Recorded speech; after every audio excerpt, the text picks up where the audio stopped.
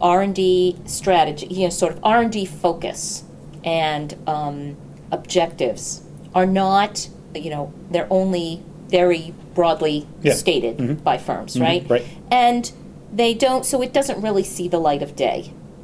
So how do you, how do you figure out what that, what that is? Right. And when they're not, that's certainly not something that they're publicly, broadcasting. Talking that about. Right. And if you are able to find that out for competitors, what do you do with that? Right. I mean, how significantly should you change or not change your own R&D strategy, especially in these two examples because the lead times are so long? Right.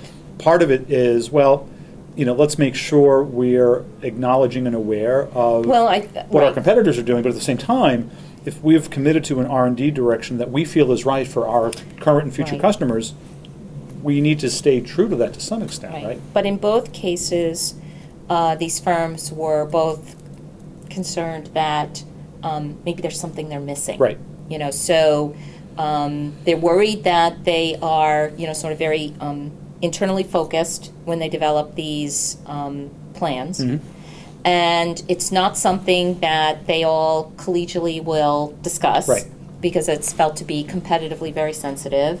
But everyone wants to know, is there something I'm missing? Right. And if the other guy, for example, sees a significant opportunity or advantage in investing in biofuels, for example, and we chose not to do that, should we rethink that? Right. Is there something we failed to see, to understand?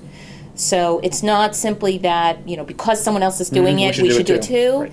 But it's just a way to check ourselves. Yes.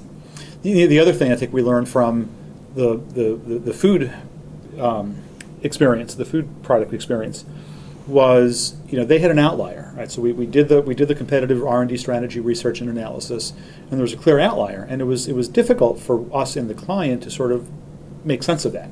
So again, was there something that outlier knew that we didn't know, right? Or should we just let them go off that way because they're going to be chasing something that we and our client didn't feel had much opportunity or much potential to. Although ultimately what happened was as we using their R&D focus and approach as sort of the root, it really helped us understand their strategic direction, which was in fact different than everybody else's, than the other major leading competitors in the space. And in fact, at the end, the client expressed a bit of envy, saying, ooh, what they've done is actually something quite interesting, quite differentiating.